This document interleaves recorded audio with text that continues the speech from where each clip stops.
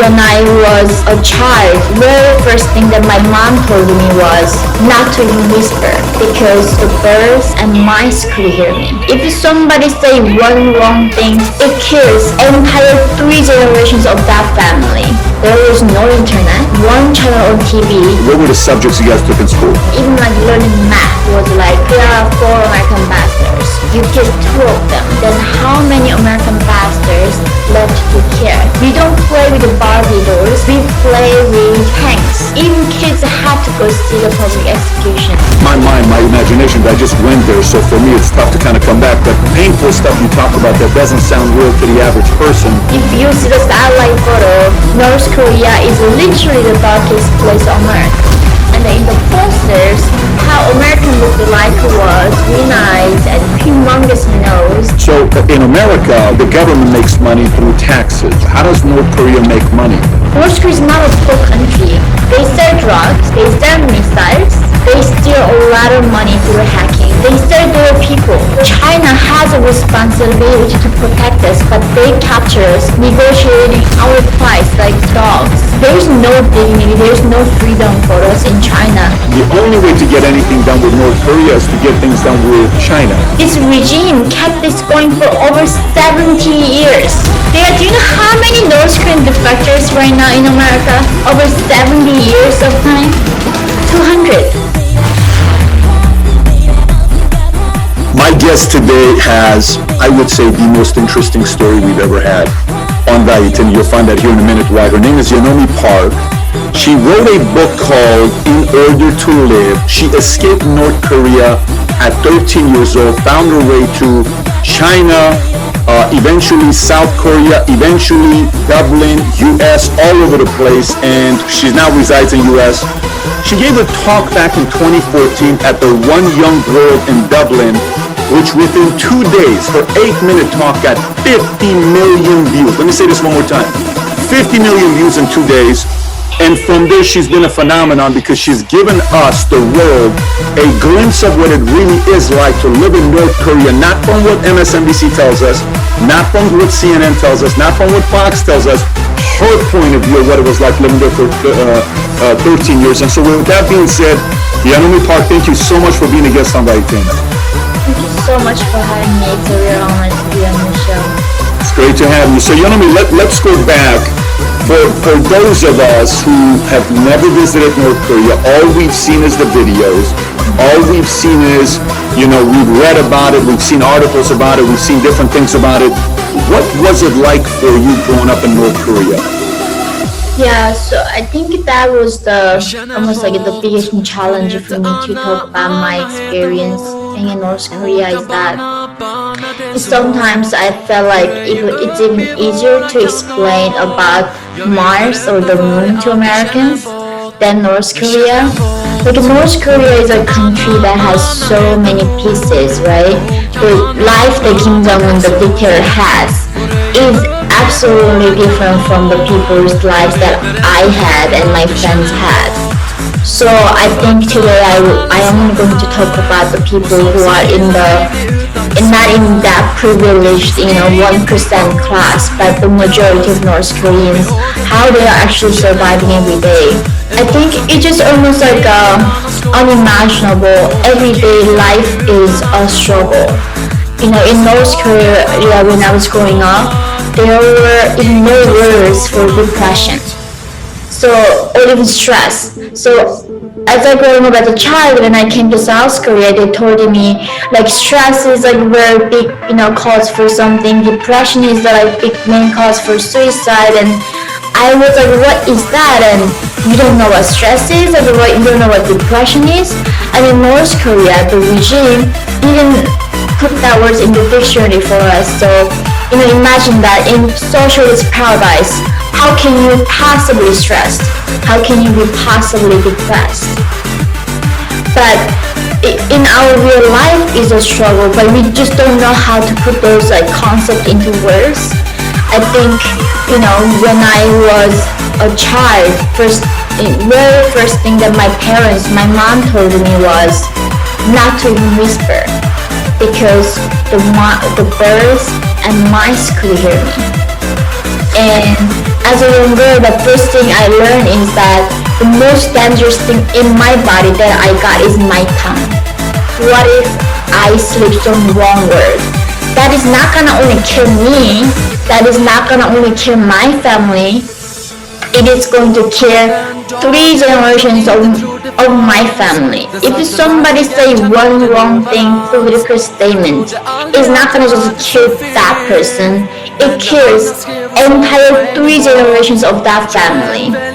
And that is like, so in that sense, I never knew what, freedom of speech was. I somehow thought that's how normal world was, because there was no internet. Obviously, I never heard the word internet in North Korea.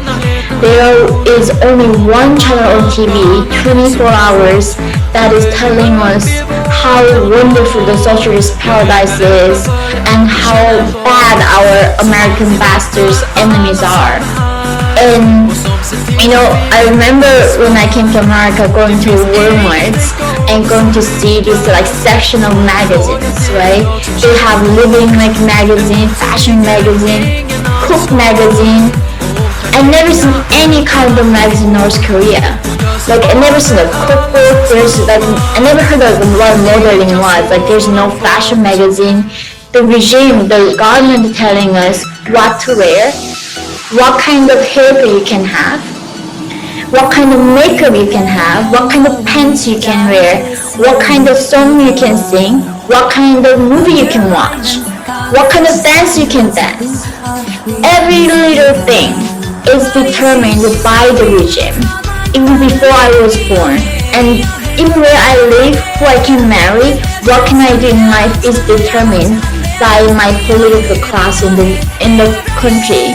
So telling Americans that, although free people, like they think, like you choose what major you study, what clothes you wear, everything for them is so natural. But coming from North Korea, even picking up a pants was a struggle for me. Like how I choose among like 10 different pants they are selling, how do I choose like what I like? Because in North Korea, nobody asks me like what do I think. That's wild when you think about it, by the way, to have that kind of an experience. And did you experience any, I know you said the most powerful weapon you have is your tongue, because if you say something, it could hurt 3 generations, not just yourself, your parents, your grandparents, etc., etc. But, there has to be an element of somebody being rebellious. And if there was somebody that was rebellious, if you do remember, what typically happened to somebody that was rebellious against a regime like that? So, like in school, right? At school, I did go to school. I didn't learn about the revolution or democracy or none of that. The things that I learned is like how brave, like what kind of miracles our dear leader can do, and how bad the West, the democracy, the world was.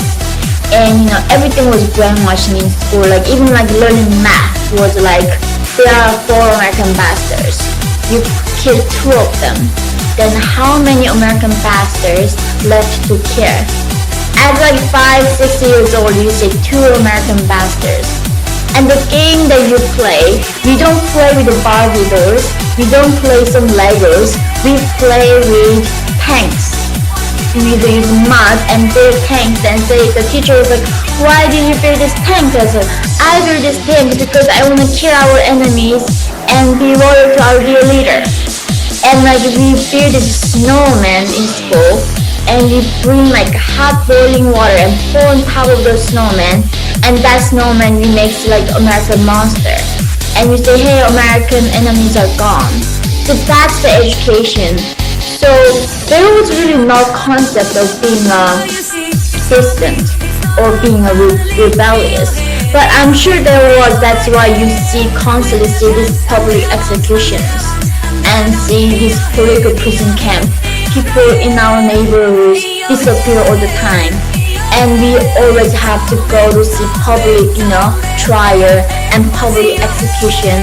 In North Korea, there's no such a thing called like concept of minor. Even you're like 5, 7 years old, if the school teacher say you have to go to public execution when someone gets shot in front of your eyes, even kids have to go see the public execution. And so in that situation, I think in some other ways we were rebellious, like watching foreign DVDs, and that kills us. But people still risking their lives. Imagine like right now we are risking our life or watching or some kind of movie. And in North Korea, people actually literally risking their lives to watch a movie from the free world. What were some of the, by the way, in my mind, my imagination, I just went there, so for me it's tough to kind of come back, but what were the topics and the subjects you had in school? So did you have world history? Did you have, what were the topics, what were the subjects you guys took in school? So again, Kim Jong-un, he went to school in Switzerland. So these most elite kids do go to school in Switzerland, in Moscow, in China, in Europe, everywhere, in Germany. But the most of the bottom class, which is 90-80% of population, aren't that lucky. So I'm only talking about the majority of people in school. I didn't learn about the Big Bang or revolution. The evolution of human history. I never even seen the map of the world. So I never knew how the world looked like. I never knew how many planets. Of course I had no idea Mars or all these different planets. And I never even knew actually you exist as a Iranian. I never knew there were different races existed. They told us about Americans, but they only, we don't have internet and we cannot get other books. So all we can rely on is the posters that was provided by the regime. And in the posters, how American looked like was with green eyes and humongous nose, and they say they are cold-blooded creatures. So I never knew actually the Americans were warm-blooded humans. They said they were monsters. And so I did not know they were African Americans, they are Middle Easterners, all these different race. So in school it was really they taught us about American monsters, Japanese imperialists, and maybe China, but not so much. And all about we have to memorize the birthday of their leaders, what year they did what year they did what. Literally, our school curriculum is dedicated to learn about the greatness of the dear leaders. And what is they literally copy the Bible if you think about it.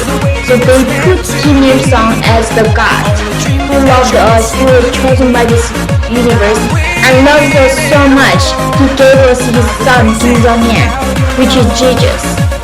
And their body dies like Jesus, but their spirit is with us forever. And when we die, we become with them and we go eternal paradise with them. So that's why they can brainwash us to think. Even in my thoughts, they can read my thoughts like God. It was literally they just copy the Bible, put their names, and made us read and learn Bible in school, and become just complete brainwash. Did you say? Do you remember the enemy number 1 was U.S., number 2 was Japan? Did you say 3 is somewhat China, or? It was they are go back and forth. They said sometimes China helped us, but sometimes China has no principle. They gave up the communists all that wonderfulness and gave into the corrupt capitalism. But they were going back and forth on China, but they were consistently hating America and Japan from the very beginning. I remember. Who made the most money in North Korea? Meaning, was it business owners? Was it doctors? Who was it that made the most money? So doctor salary, like a medical doctor salary, is $1,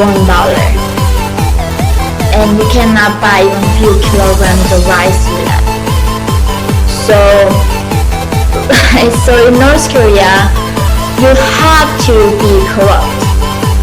The government jobs is not gonna, the salary you get from your job is never gonna feed you even like 2 days yourself. So only way to people to survive is corrupt, and that is why all these government officials are taking advantage and abusing people to even for them to be greedy and for us to be surviving in any way possible. So people in the bottom, I grew up eating grasshoppers. That was only my source of protein I could get. I was eating plants. I was literally finding everything I could to find food in nature.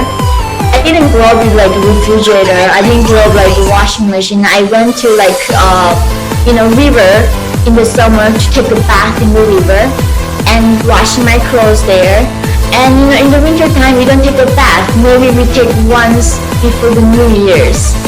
And like our life is like I don't know how people live in 15th, 16th century. Actually, I read in textbooks, but probably close to that ancient time. Like it's like I think the word clock going forward, but when you look at the North Korean people's clock, it's like going backwards. If you see the satellite photo, North Korea is literally the darkest place on earth. Like you don't see any electricity in North Korea other than Pyongyang. Like you should like Google like photo and see what it looks like in North Korea. Like it is the darkest place, and so people's lives are very, very just like there's no way like people like I escaped from hunger.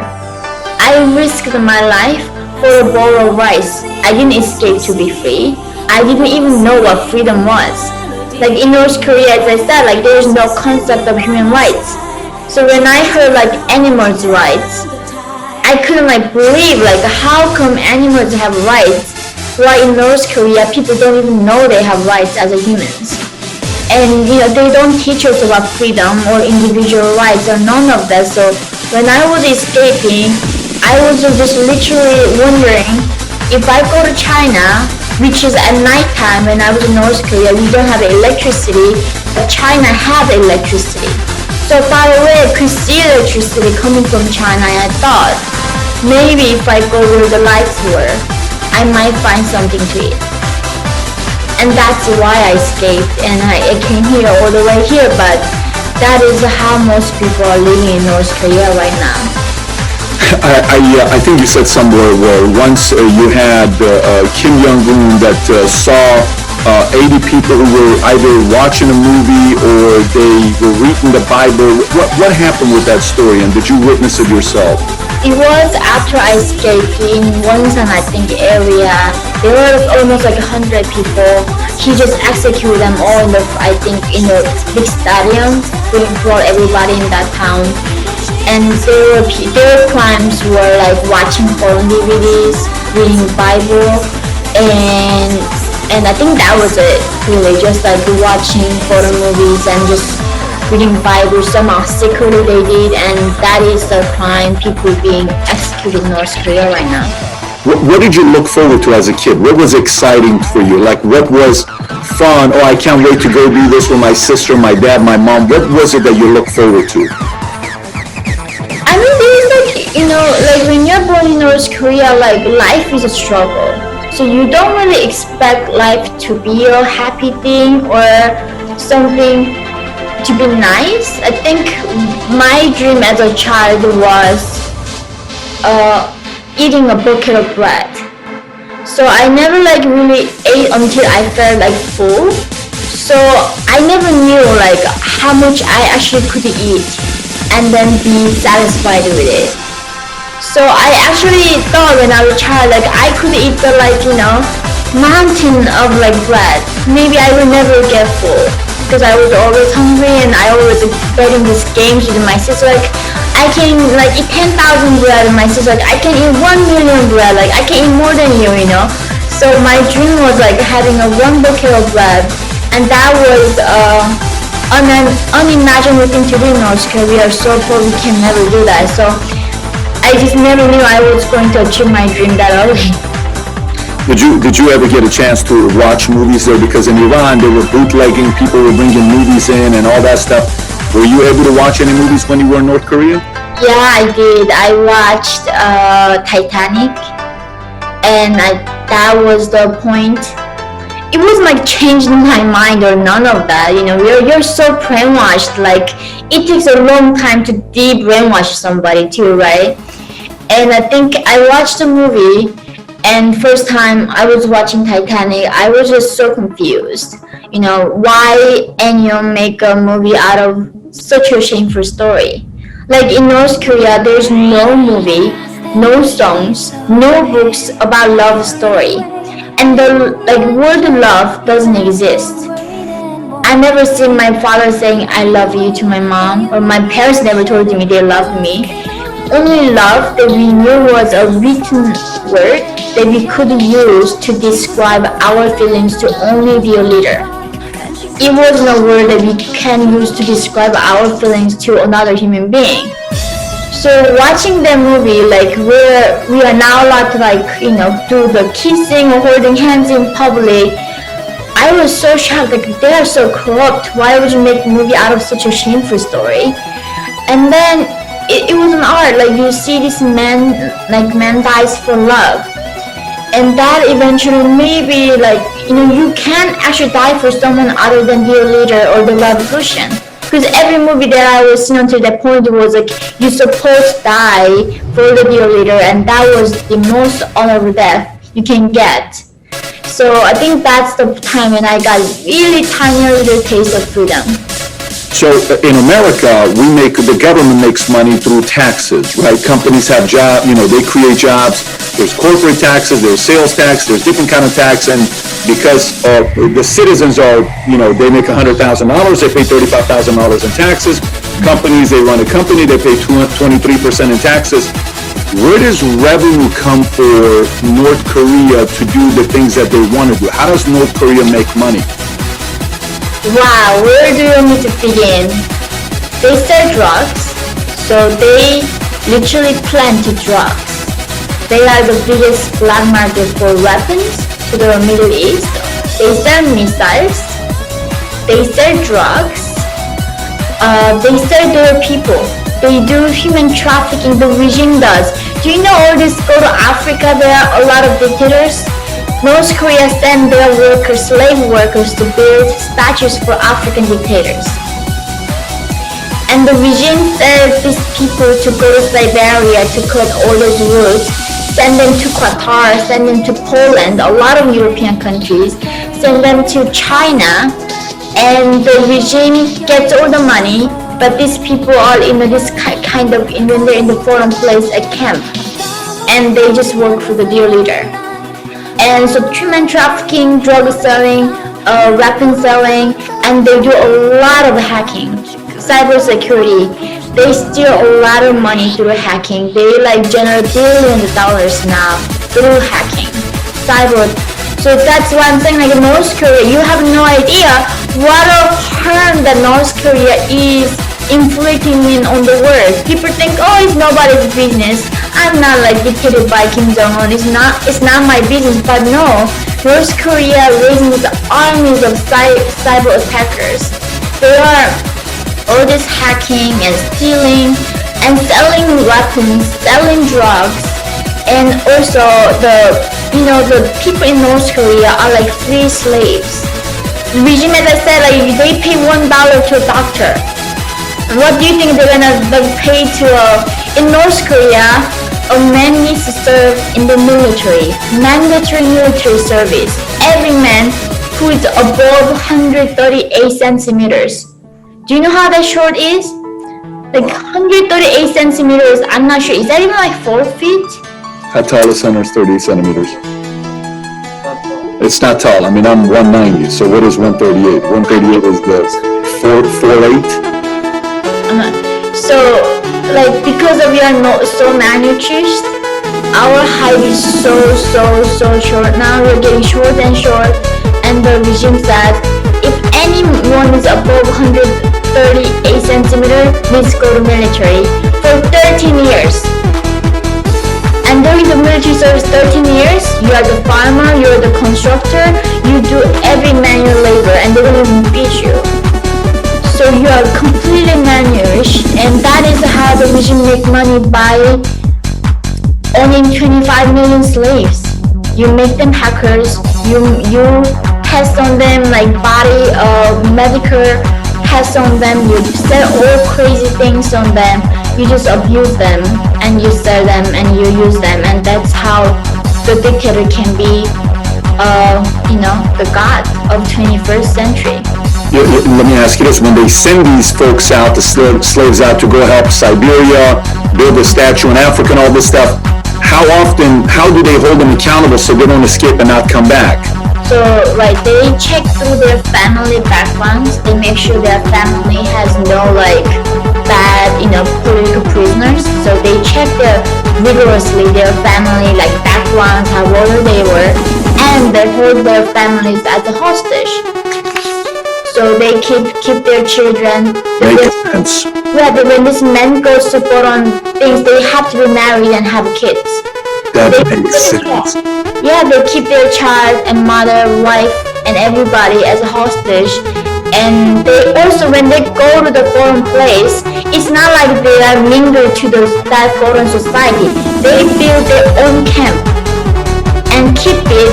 All those banners, all those self-criticism session, and they cannot go outside the camp. There are secret police going with them. So when they go to abroad, it's not like they're like us, can go to the supermarket whenever they want. They're in the camp and they're completely controlled by the regime, even when they're out abroad. So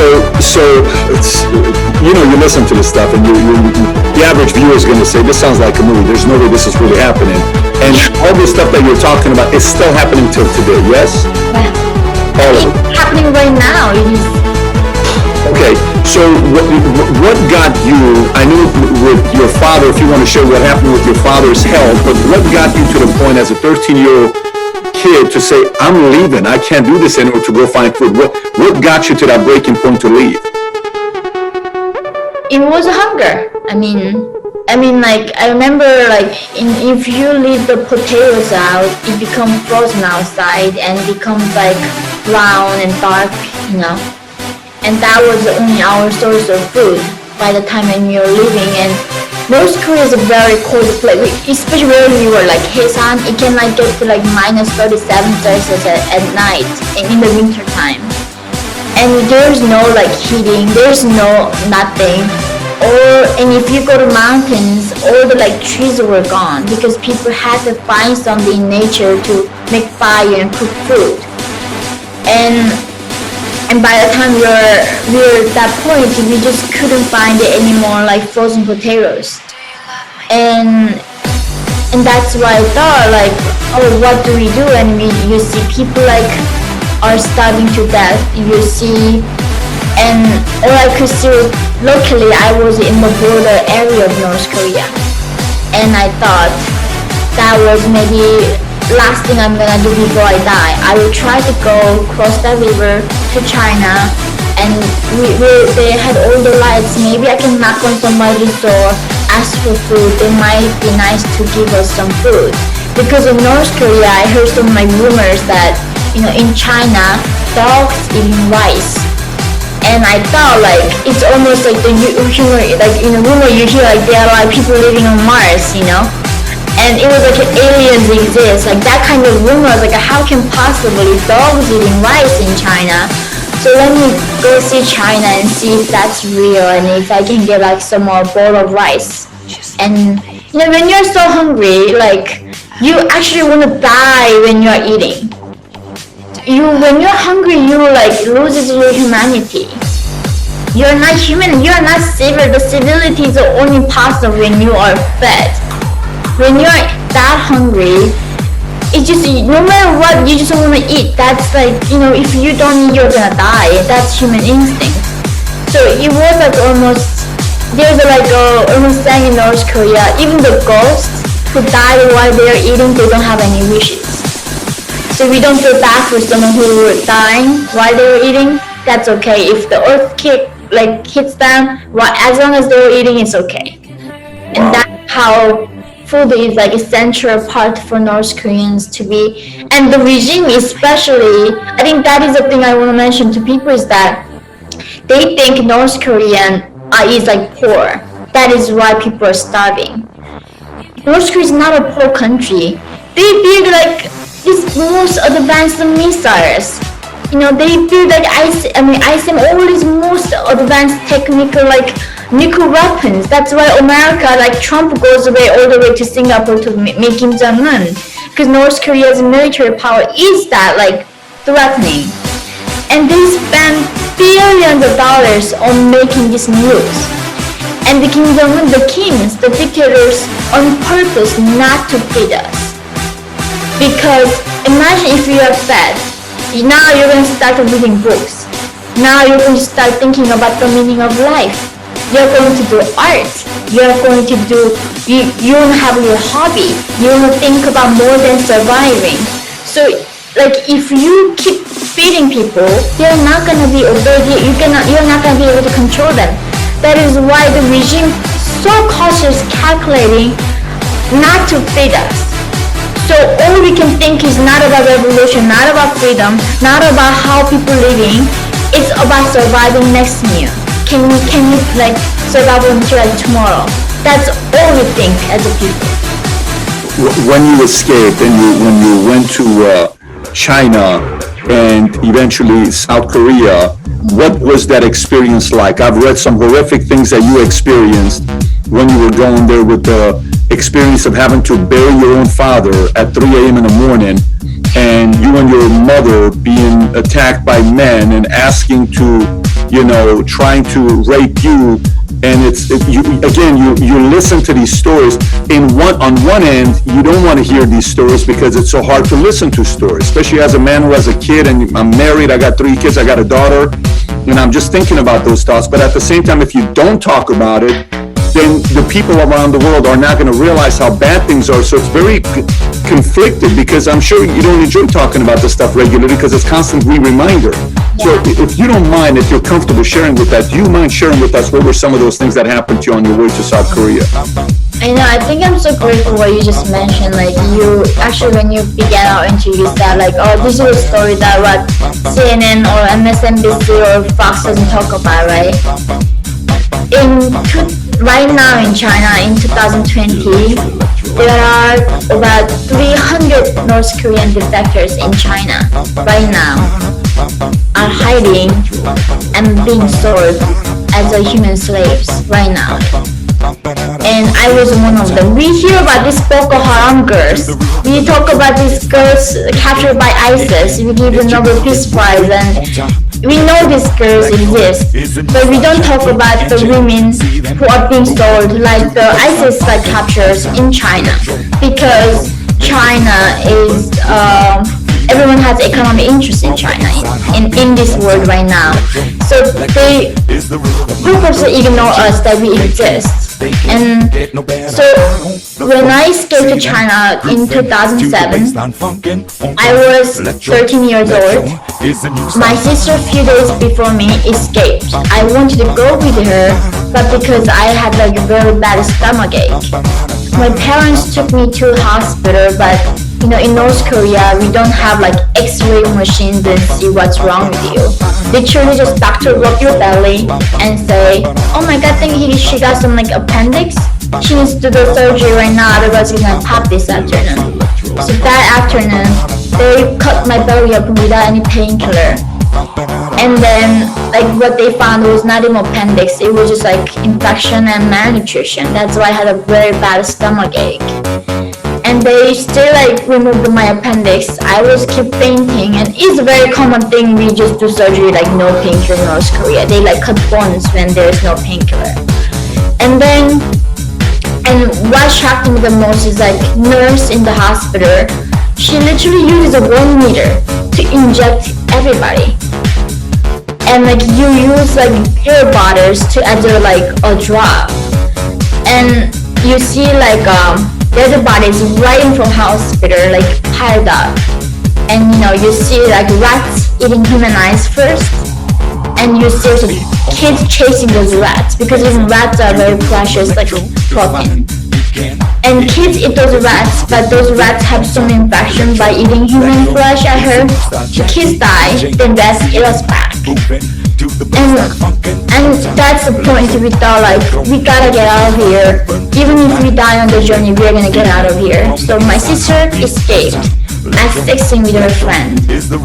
And a few days later, as soon as I got out of the hospital, my mom and I followed her to China through a broker, but we didn't ask why this broker was helping us. We were so desperate, we didn't even it didn't really matter why that person was helping us.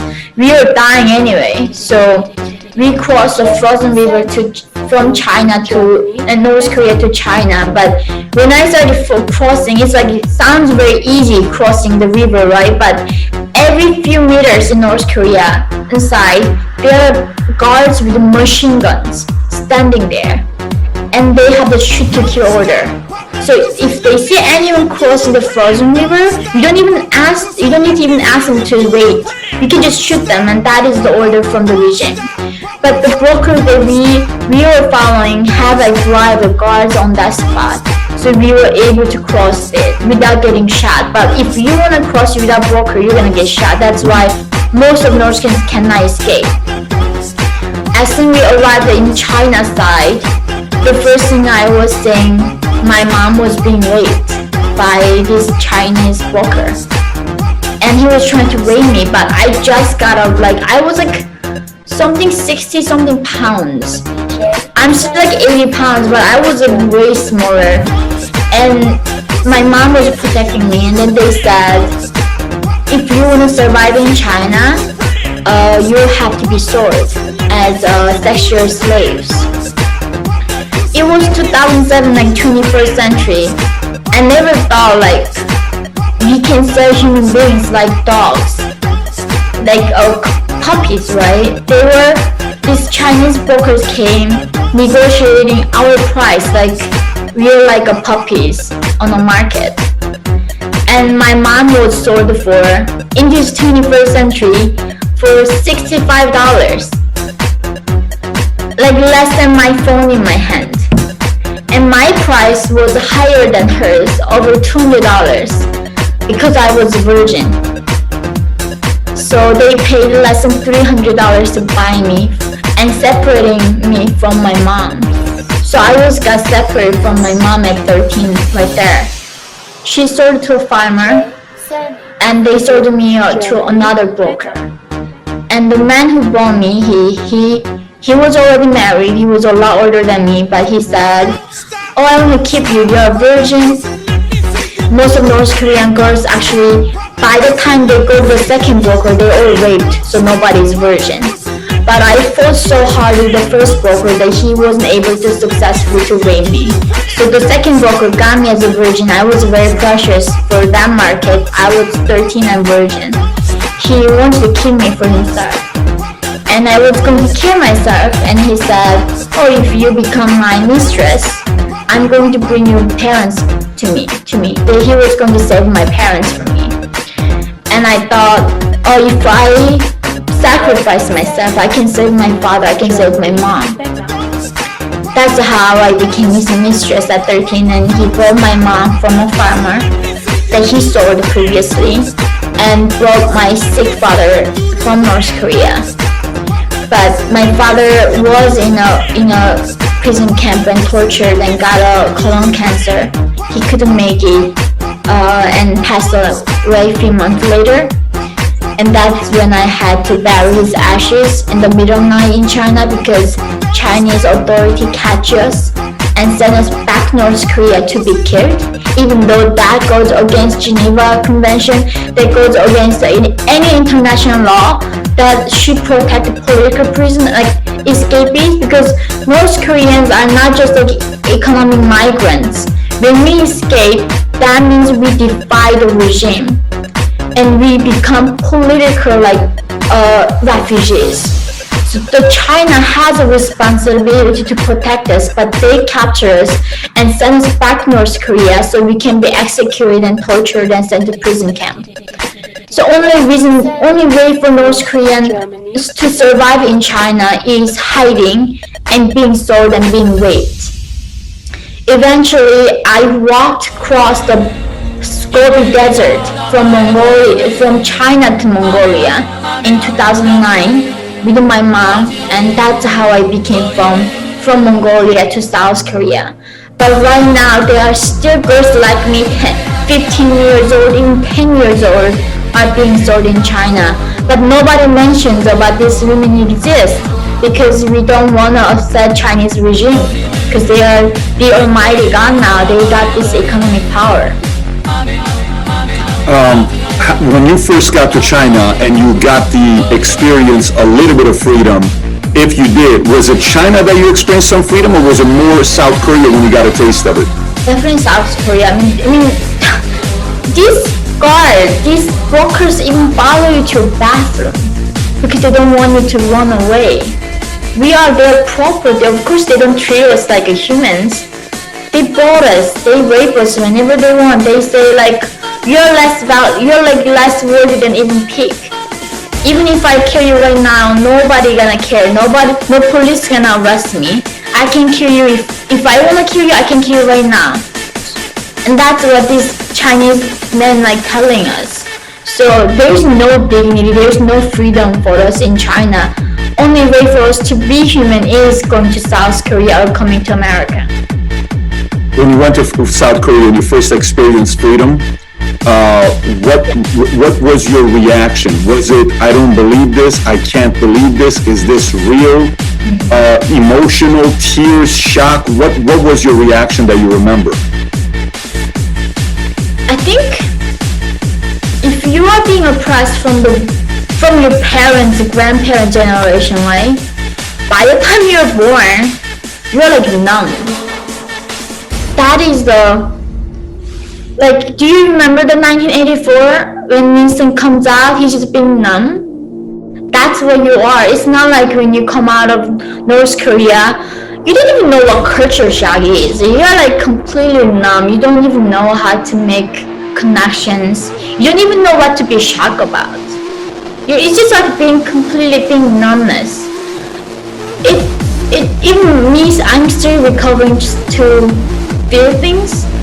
I used not feeling a lot of things, and I think a lot of North Koreans do feel that, like you just don't feel things much, and you don't even know when you're supposed to feel something, right? You are just not used to feeling things, and all of that is surprise. So first time when I was being free, was someone asking me to introduce myself. And I did not know what introduction was. In North Korea, nobody introduced themselves, right? And they say oh, introduction is easy. You say your name, maybe what's your favorite, what you like to do, what's your hobby. If you don't even know that, you can tell me what's your favorite color. It's easy. And in North Korea, the regime told me my favorite color was red because that was a revolutionary color. Told me my favorite country was North Korea because that was, so everything was determined for me. And in South Korea, suddenly they're asking me my name, and okay, I say my name, and they ask me what's a hobby. Never heard what hobby was in North Korea. No one can afford to have a hobby. So being free wasn't something easy at all. It was so painful.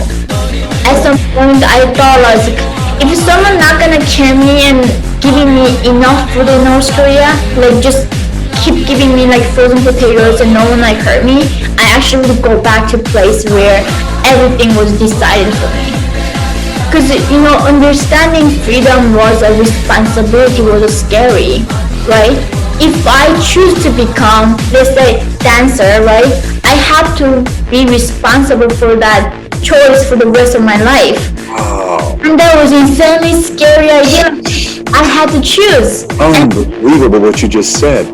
Yeah, being free is not easy. You think it's easy, and it is not. I think that's why a lot of people actually asking for government to be choosing for you, because I can like it is only a courageous person be free and onto their own like choice, and take that as like accountability. It is a very hard thing to do. The way you put it, especially since your entire life somebody has made decisions for you, and now it's all on you. So Yeah. you're no longer relying on somebody where they've told you what to do. Now you got to decide for yourself. So what do you want to do? And you're kind of confused. You're afraid. You don't know what to do. Yeah. Was there an element of saying, oh my gosh, I have too much freedom right now, I kind of want to go back? Was there any feeling like that, or not at all? You were saying, I'll take anything except the life I had in North Korea. Definitely, for sure, definitely not outside North Korea. But the thing is that if there was some kind of miracle exist, saying that the regime is not gonna kill me and give me food for the rest of my life, not even good food, just like frozen potatoes, if that's enough, then I would go back. That's what I said. I was like, and some defectors, believe it or not, do go back. Oh, I totally understand. I totally get that part. What was the tipping point for you where you said, I think I got this. I think I can stand on my own 2 feet, and I think I'm going to go out there and spread my wings. Was it books? Was it a friend? Was it a teacher? Was it a professor? Was it a coworker? What was it? I think to change somebody's life, I don't know, like a lot of people say like, oh, this is the moment I changed in my life, but of course books was the beginning. I think in South Korea, I was so discriminated by South Koreans. The books was only the one that I could like rely on.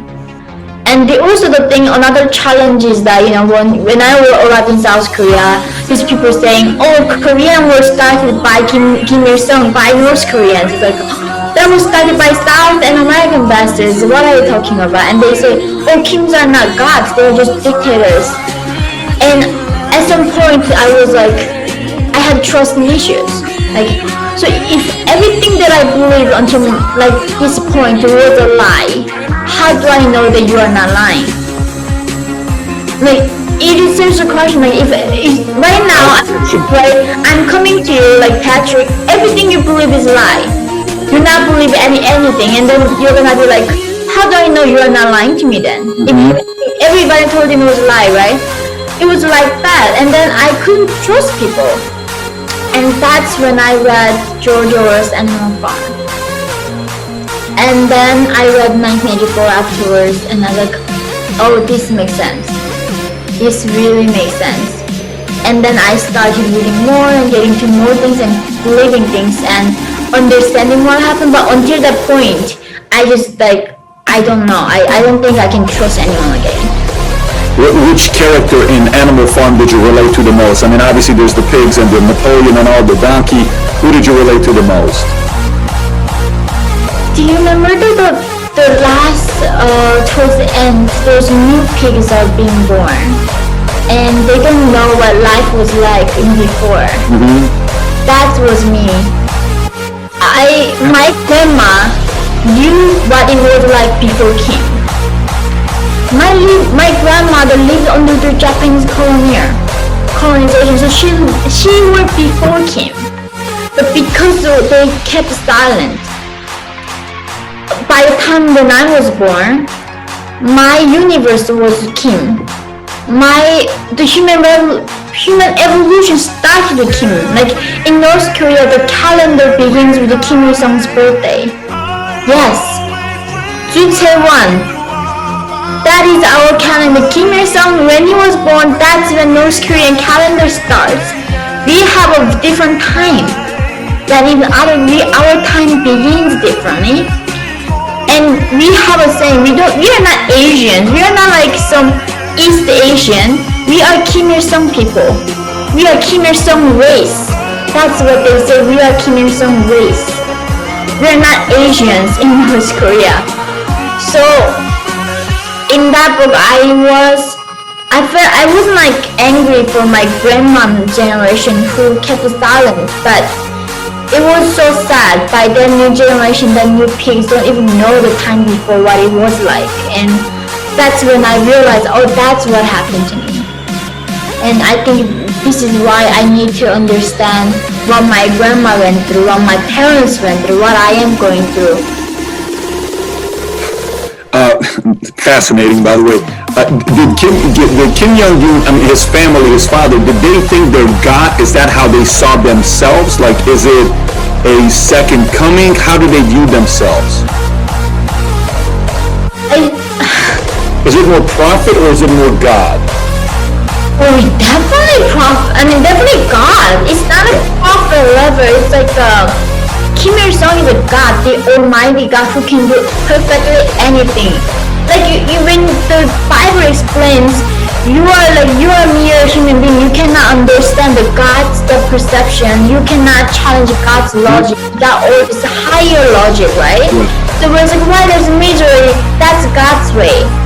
Then it explains everything. You don't need the logic to explain God's way. So that is what they do. Like, we don't need to ask for logic or making any sense. Because it's God. We cannot understand possible God's that higher intention. So they only can do that when they're being God. You know, there was a movie, I don't know if you've seen The Book of Eli. You ever seen the movie Book of Eli with Denzel Washington, or no, where he's blind and he has this book that he has to touch, and that's how he reads the Bible, and this one man is trying to get the Bible because back then people weren't reading, and he said, if I can get the Bible, I can control people's minds, but I can't teach them how to read, because if they stay dumb, I can control them and lead them. It just takes me there. But you and I, when you and I were talking offline, I was showing this painting. I showed you these two different books, and you said you read both of them. One of them is Communist Manifesto, the other one is Aftershock by Ayn Rand, and the other one is by Karl Marx. You had a chance to read both of them, yes? I read 80% Atlas Shrugged. Okay, it's a big book. It's a very big book. I read 5 times of Communist Manifesto. But not because it was good. Because in North Korea, I was like, I just couldn't, I used to wanted to read that book. Why this book, this ideology killed that many people? In this world, nothing has killed more than communism. Like Mao killed 50 to 60 million people. I mean, can you, like Stalin, nothing. Not even Nazism, not even poverty, not even like a nuclear war. Nothing killed more than communism in this world, in human history. And that's why I was like, I just had to read this damn thing. Like, what was this that destroyed my people, it killed my father. It killed my father, and I just had to read it and reading, and it just made no sense. And then it's like, I just stopped there. I was like, okay, there's no point of me keep reading, because I just wanted to understand the minds of why they were doing this. But it's just so evil. You sound like so nice, but what it comes to so evilness, the greed of power, control, and you do not respect you don't trust the human decency, and you believe you have to control them, and like collectives and all of this is like complete disrespect the human dignity. And why do you think the concept of socialism and communism and folks like Bernie Sanders or AOC or even a younger crowd that's coming up right now? The other day, an article came out from Harvard saying 57% of the youth accept socialism as a way, and they think capitalism is bad.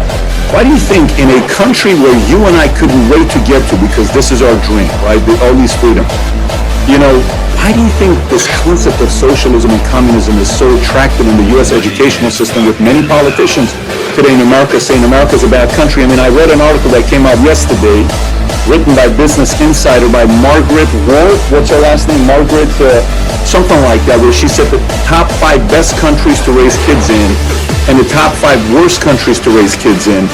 I think the top 5 worst, 5th place was Bulgaria, 4th place was Turkey.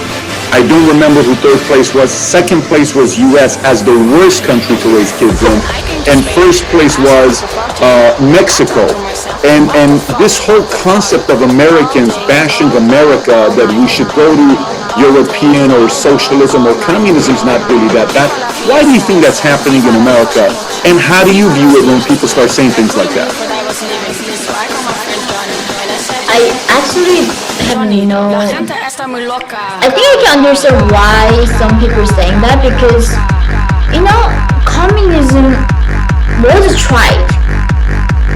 And whenever it was tried, it failed, right? But people bought it at that time.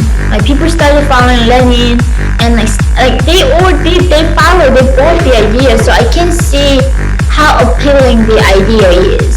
Got it. And especially to young people who, a lot of people don't pay, when you're young, don't pay taxes, right? You don't work, you don't actually understand how the economy really works. And also I think, because now life is so easy, right? Like when you're born, your mortality rate is so low, especially in the US.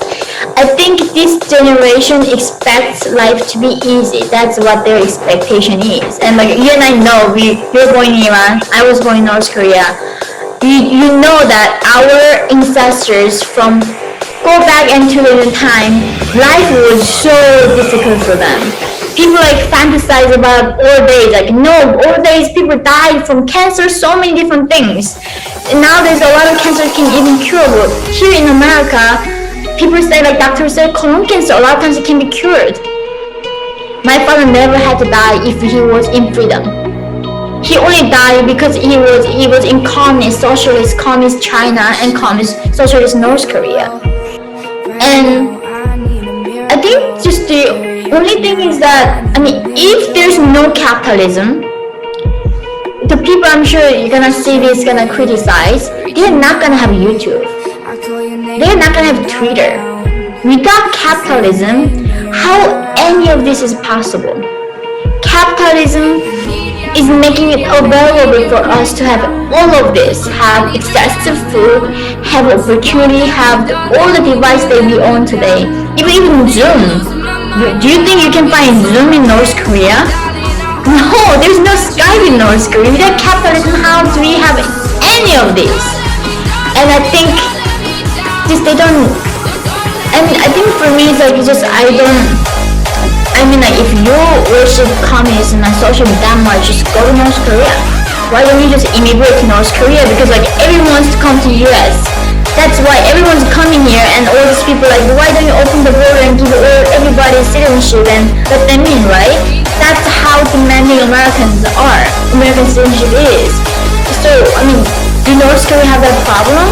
So if those people really want that kind of system, I think they should immigrate to those places. Because that is my ideology. If you're gonna worship to me about the greatness socialism, go to North Korea. It is the last country that pure holds of this ideology. So it's that easy. North is not that far away. It's in our planet. They can go and have their dream of this being socialist. Yeah, when it comes from somebody like you, who has seen things a lot, you have lived the life of thousands of people in one. It's not the life, you can't compare the things you witness in your eyes. Like if somebody was to close their eyes, they create a technology to connect my brain to yours, and within a 5-minute period, I can witness all the things you've witnessed. The level of pain my body would go through, I probably would pass out if I was able to witness the stuff that you've seen with your own eyes. Painful stuff you talk about that doesn't sound real to the average person, that you only see this stuff in a movie, but you've experienced it, so your point of view is coming from a different point of view. And sometimes when you're born in America, in the most incredible country in the world, that people have not seen anything else, all they want to see is the things that it does wrong. They have no clue how bad it is in other places, and how many people would love to come to a place like this. One thing I was wondering about you was you said something, you said, I could not trust men again. I hated men. I hated humanity. How on earth can people sell each other, right? And today, you're married and you have a kid. You got married, I think, in 2018 to a gentleman named Ezekiel, if I'm saying it correctly.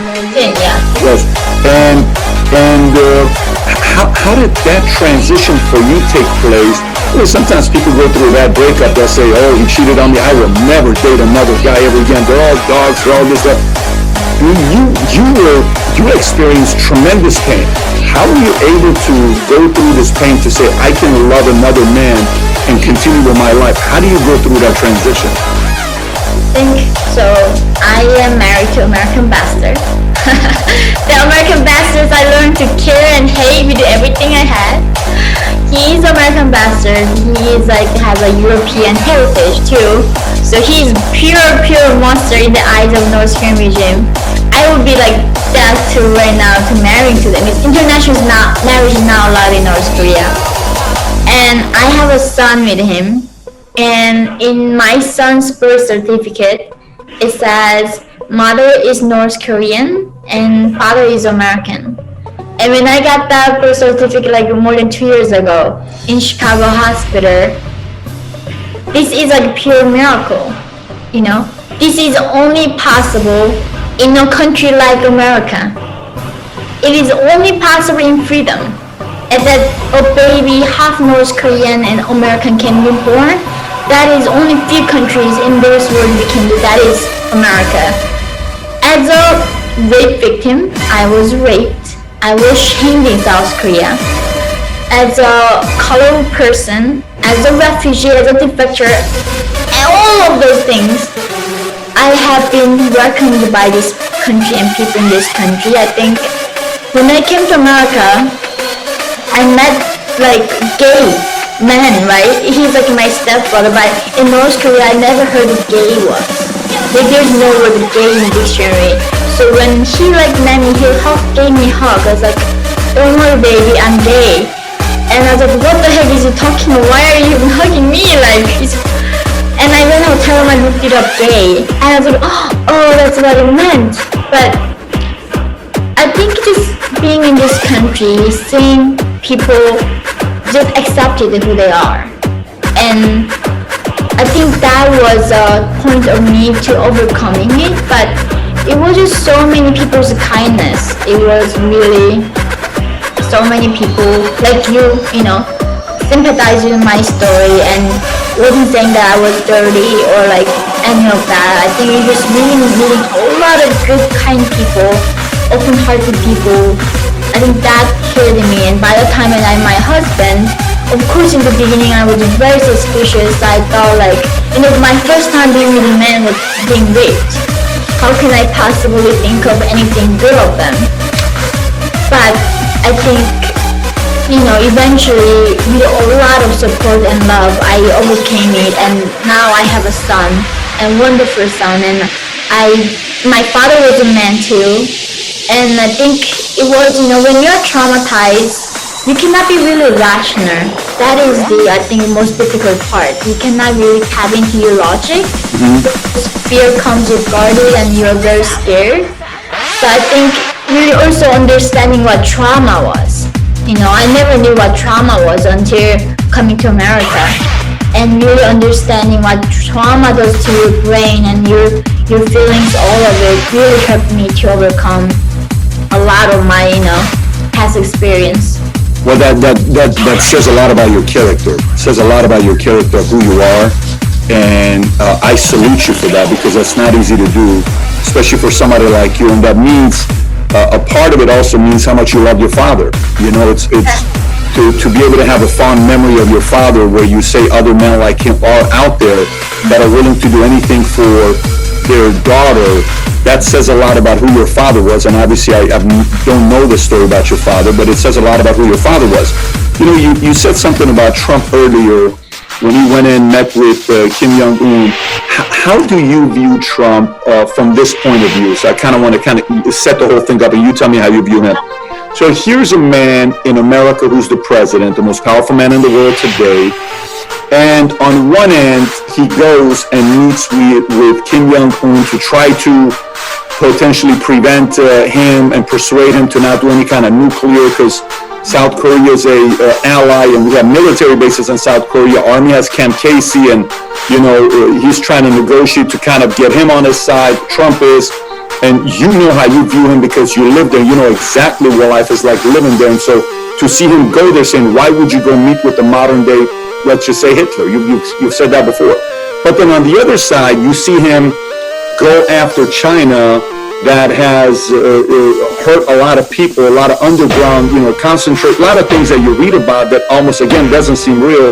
And you see a lot of people in America that are afraid of saying anything bad about China because they either have business dealings or they're making money, or whether it's Hollywood envy or some politicians. So here's the same man that on one side meets with the dictator that you lived under, and at the same time goes against a regime that everybody fears, China. How do you view how Trump's doing as a president when it comes down to these two relationships? I'm so glad you asked that question because this is like what I learned. I think from my journey, of course, I learned how to survive. But I think one thing that I learned the most is like really what it means to be a human, right? Most of things in life is not black and white. Of course, like Hitler was pure black evil. I do think Kim Jong-un is pure evil. There's some things we cannot discuss. Either it's black or white, right? Some things I think we have to make them like they are completely black, they are evil. But most of things are not. And I think even the man who born me, who raped me at 13, who I wanted to kill, but he eventually freed me to go to South Korea. That's what humans are, like we are complex creatures. I forgave that man who born me and raped me, and I actually even helped that man who was sent to prison, and when he got out of the prison in China 10 years later, I helped him. That's how I forgave him for that. But I think with Trump too, I think a lot of people think because I criticized Trump for North Korea with one meeting, that doesn't make Trump black. I definitely understand Trump's side, why he is from business background, and he doesn't understand when he meets a head of state, the connotation in it. In North Korean people's mind, if the leader of free world meets our leader, that makes our leader very legit. Trump, I'm sure, would not get that as much. And I'm sure also he is a deal maker. He used to make a lot of deals, so he thought without even North Korea's any pre-concessions, he can go in and maybe convince Kim Jong-un and come to out of the entertainer. But because he is the president of this country, I do have a higher expectation for him. Given North Korea history, this regime kept this going for over 70 years. Less than 20, over 20 years, it's 100 years, 1 century. North Korea has been doing this. So Trump cannot be just going in like one setting, I'm gonna convince this guy out of 70 years of this history, gonna ask him to change. That's not gonna happen. That is the part that I was criticizing Trump for. But that does not mean I was criticizing every single thing that Trump was doing as a president. And I think it goes to Obama, it goes to any president. I do think every president has pros and cons. They do sometimes make mistakes. They do right things. So it's not like I, go against everything that Trump does.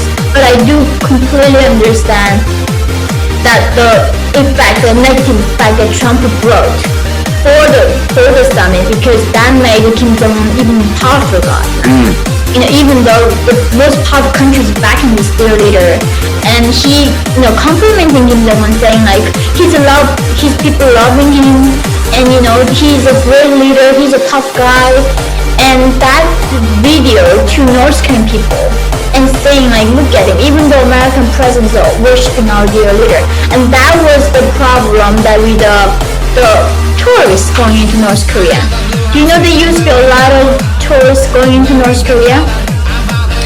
The restaurant, like a lot of restaurant tourists went to North Korea. It's almost like visiting, these concentration camps. People are like enslaved, but you have money, you can go and sing this like the zoo or like the roller coaster place that Kingdom created for you to see. So when you go to North Korea, you only can go to the guided places the regime allows you to see. You have to go to the guide, you cannot. And do you remember like the old reindeer, the American college boy eventually died because he was trying. Yeah, like the tours happening and they have no freedom whatsoever. But when these people go they have to bow in front of statue of Kim Il Sung and Kim Jong Il, and that shows to North Koreans. They say everybody wants to be like North Korea. Everybody wants to come to North Korea. Look at these white people. Look at them bowing in front of the statue of their leaders. They respect their leaders more than like we do. So that's how lucky we are to have our dear leaders. So that all information being backplayed. That is why I was really against Trump going to meet North Korea Kim Jong-un without any concession, without any much planning, and look at it, what the result. I mean, I sat there, nothing can happen, nothing happened.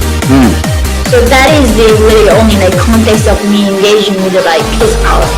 How do you view on how he is challenging and pushing and giving a hard time with tariffs and bans and all this other stuff when it comes down to China and the way he's been dealing with China? I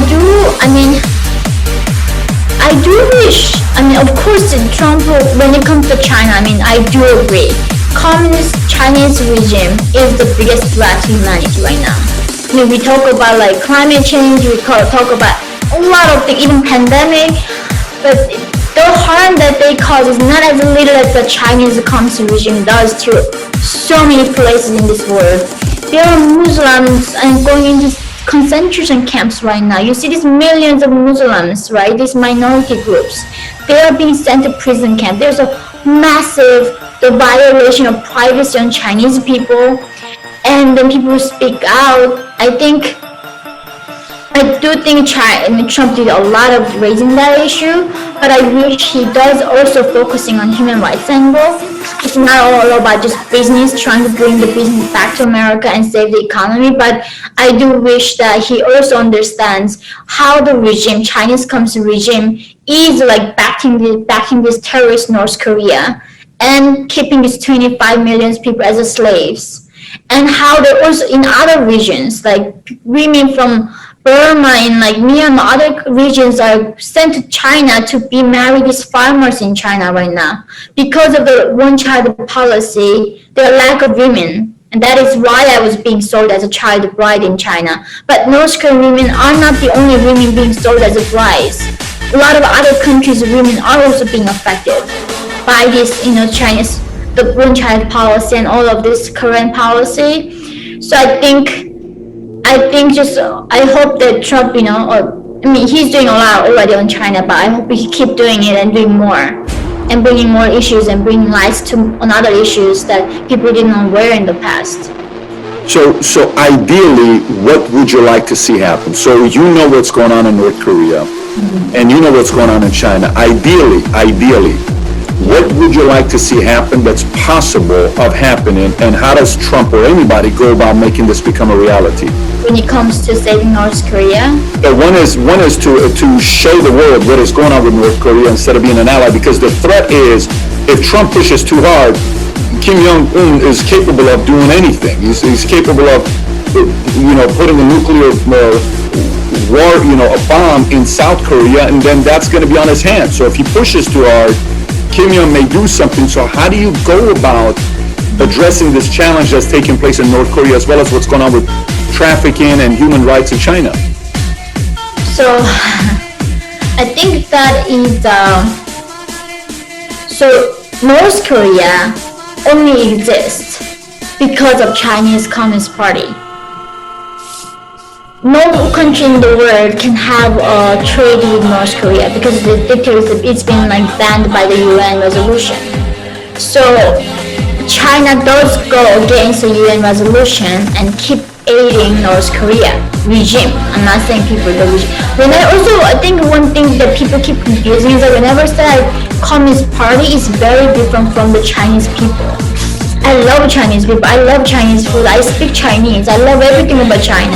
I love all of their inventions in history. But I'm talking about right now the current regime, the Communist Party, and that party almost sponsors the dictatorship in North Korea. The one thing gonna change North Korea is cutting the oil. Imagine. North Korea is not an oil producing country. If you stop giving them oil, how are they gonna test the missile? How are they gonna keep building missiles? China is giving them more, so North Korea is keep building missiles and advance their technology when it comes to weapons. I'm not saying cutting the food, I'm not saying cutting medical supplies, cutting the oil so North Korea cannot build any more missiles. But China is keep giving them more.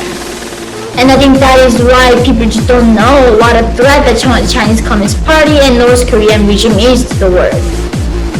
That is doable. I mean, China was the first president to brought that to solve North Korea, we need to talk to China. It is very true because if you solve the relationship with China, China will solve North Korea right away. But they use almost like North Korea as kind of a buffer zone from democracy coming into China from South Korea and Japan and America. So eventually, I do think American president, whoever comes in next, or even Trump is gonna be, they need to focusing on negotiating with China, even on North Korea, on everything, because China got all the right kids. And if China cuts down that oil supply, North Korea gonna collapse because how the leader gonna drive his car to visit his luxury resort? How all these elite officials in Pyongyang gonna drive around having their meetings? No one can do anything. And if China wants to help people, give them food. Food is fine, but don't give them oil. Don't give them anything that helps building nukes. But China doesn't. They keep going against and giving them oil all the time. Wow. And how easy it is. So if I understand you correctly, is if China doesn't support North Korea, no one else in the world is going to help and support North Korea. Nobody can.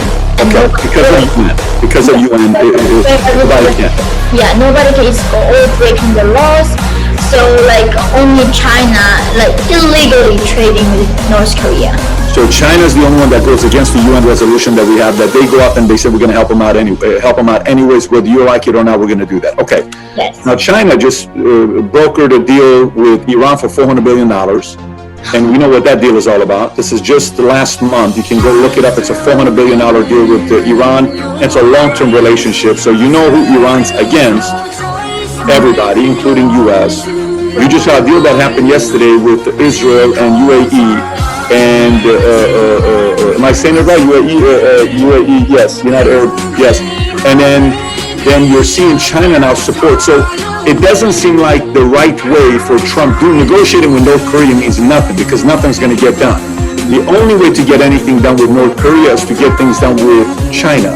Yes. So step number one for you would be to help anything with human trafficking or human rights or socialism, communism, any of that stuff, is making sure the pressure is put more on China and forget about North Korea. Because if you solve China, then you're going to be fine with North Korea.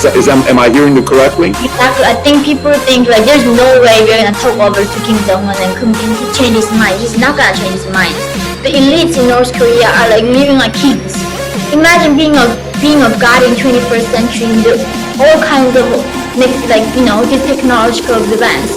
Best king ever exists in human history. They're not gonna give that up. And I think only way we can achieve that goal is through the Chinese Communist Party. But so far, they don't care about human rights. They don't care about freedom. They don't care about anything. They just care about their status quo and maintaining whatever they've been doing, this stability. And that stability means there's no power what happened. What is happening to North Koreans? That is what the UN said. The only resemblance we find what is happening to North Korean people is during Hitler time or Stalin, Soviet Union, those concentration camps. North Korea, the country, is a concentration camp. The entire country is served with wire fences. You don't think of course inside there's another more worse concentration camp, but nobody can leave North Korea without permission, and only few can leave the country. And you cannot go to North Korea right now and see. I do say there are people like Elon Musk wants to go to different planet and occupy Mars. The moon, right? I do think somehow we might go to the universe, the different planet before we land North Korea fully as a human race. That's how North Korea is left, out from the rest of the humanity, and I do think it is time to bring them to our human race. And as we moving forward, how can we leave 25 millions like there in that darkness? Like, what does that to say our morality?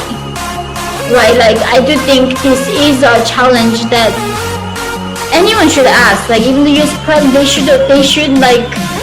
It is so sad, like how this country is being like this for over 70 years, and still like all this political interest, everything comes first, and just like these issues are being buried completely like this. Let me. First of all, you got to be nominated for a Nobel Prize. Have they ever contacted you? Have you ever spoken to anybody about Nobel Prize? Because No. you have what you've experienced and what you're talking about. That's gotten hundreds of millions of views. Which at this point, if you combine Facebook, say billion plus views, it's something that the world needs to know more about. And I think there needs to be a form of nomination on your end. But have you ever spoken to anybody from Trump's camp, or no? Has anybody from Trump's camp ever reached out to you, or no? I mean, not from his campaign directly. I mean, when Hillary Clinton was running the campaign, I met her and she wanted to do some. I mean, she was going to do some, but everybody says that. I met like Nancy Pelosi, and she was like, "Oh, I really have my heart for North Korean people. I want to do something for it," but it is all politicians saying it, and I don't think anyone here genuinely caring what people going through in oppression, right? There are so many people are oppressed, and I think it is nobody's interest. They just want to do what is like politically right. What is give them more lives and votes. I think there are more people. And the right people watch this channel, just so you know. And we're going to make sure they get a chance to at least hear your side of the story and find a way to get a hold of you. Because every time I've interviewed a lot of people. I've sat down with President Bush. I've sat down with politicians, billionaires, millionaires, athletes, celebrities, Hollywood, con artists, mobsters. It doesn't matter. I've sat down with everybody. I've sat down with so many different personalities, and I just enjoy getting to know people and hearing people's stories. Every single time I ask you a question and I said, I don't know if our answer is going to have that much depth in it. Let's see how layer up deep your answer is going to be, okay? And most people go 2 layers deep, 3 layers deep. Every question I ask you, your answer's depth was so deep where I'm walking away learning from you, and I'm 15 years older than you. I think you're 26. Are you 26 now, or you're 26 years old now? And very, very fascinating. What are some of your aspirations? I know you've written a book. I know you have this book out, which we're going to put the link below for people to be able to go out there and get it in order to live. We'll put the link below. I think on Amazon it has 1,800 reviews, and it's all 5-star. People obviously love it from reading it. And we've only had an hour and a half, hour and 20 minutes to go through stuff. But what are some of your aspirations? Because with your life experience and what you've done, you got a very big upside. I'm just curious to know what some of your aspirations are. I think 2 things I think I want at this point. I mean, in the past it was like, as you said, right, I felt like I lived for 1,000 years. I felt like so exhausted. I felt so old, and I'm like only 26 too, and having a baby changed a lot about it. But and one is definitely helping my people, because it does like heartbreak, right? In America, our problem is having too much. I never understood having too much could be a problem, and also having no problem can be a problem too. And I just never understood this. Like, it's really, I just see this here, like having too much and having no problem is a problem. 2, 3. And how do I keep my perspective and not getting into this universe of complaining about having too much and not having actual real problems. And I think that's what my goal, trying to maintain my roots. Some of them is really bad. I do want to get rid of those, like the tradition that I learned from the regime. I do want to get rid of it, but some of them I do want to preserve, is really keeping that perspective. And I want to help my people, because do you know how many North Korean defectors right now in America from that's over 70 years of time? 200. like 280 to America from North Korea. Like, what is the mathematical chance of me crossing the desert, coming here in America, and speaking and talking to you like right now? And I am not religious, but I do think I do feel that responsibility. I do feel that special chosen one because just mathematically doesn't make any sense. And as someone, I think, we exist. We live. These victims do exist of this human trafficking and this regime. But you don't see a lot of like defectors coming like Iran. You know, I know a lot of actors from Iran. The women's like rights, but not from North Korea because one, even after they escape. I spoke out, you saw that video, right? In 2014, I gave everyone new word. Whole thing, yeah. 2 months later, I don't even 2 months later, North Korean regime captured all my family, my nephews, my cousins, even my neighbors. Anyone knew me, put into propaganda video on YouTube, and they all got vanished because I spoke out after my escape. So you think like I'm free right now, but I'm not free. Defectors, after they escape, they are not still free. They're assassins of, they actually regime. You know, like Kim Jong-nam got like poisoned. Kim Jong, the brother of Kim Jong in Malaysia, he poisoned his brother in where there are CCTVs. Of course, he doesn't care killing a defector. Who cares? Nobody gonna bother him. So he cares a lot of defectors who speak out. Not only them, the family members who's left behind. So defectors, when they escape and speak out, they still pay so much price to have the voice and have this presence. Unlike a lot of other countries, when they escape, they are almost like done with their country and they can like move forward. But defectors, us, we cannot move forward. We still like get that. I'm on the top like list of the regime. Kim Jong-un, of course, won't scare me. And I think that's why I do want to be free someday from this region, from this dictator completely, so I can say whatever I want and I don't get that threats. And no one dies in my family because of what I say. I think my journey to freedom still continues. And I think I'm gonna fight until I die, until I completely free from this dictator. And also, I do want to be, grateful and happy here because that's where we are, and I think life is about being grateful. I don't think every day I try not to be bitter, and I try to be just so grateful. I think when my sister, I found her 7 years later, she was so bitter, and she has this like self-pity going on, and I was like, what is the point of you surviving all of that insanity through, and now you're here, you're complaining about what you gone through. Like, I remember when I was writing my book, my publisher said like, Yeonmi, you're traumatized, you have to get some therapy. It's like, what's the therapy? And like, she told me, here people having difficulties, they have to go like therapy. And I asked her, so how much is it? It was in New York, it was like over $200 per hour. I was like, no way I can afford it. No, thank you for therapy. So I didn't get therapy. I think therapy, if you can get it, is great. But my point is that it was so hard to survive it through and make it this far. And I am not gonna be here complaining about how difficult it was, And I think that is what I want my people to do when they come out of this tunnel. They don't feel bad about what they gone through, but they're grateful. First of all, I think you're just getting warmed up with what you're going to do in the world. I think your impact is just getting warmed up. There are certain people that you talk to, you can tell. Some tell a story, and yes, they want to share the story, but some are true believers at the highest level. You are a true believer, and true believers are dangerous. I'm not surprised why North Korea is not happy with you, because it doesn't sound like you're going to stop until you get what you want, and people like that are very hard to find. Most people would just go and just want to be quiet and just live a regular life and not say anything because they don't want more trouble. But to have courage at the level that you have, Aristotle said the highest level of quality for a human being to have is courage, and you have that. And that says a lot about the fabric of your character. And I applaud you and I salute you for being who you are.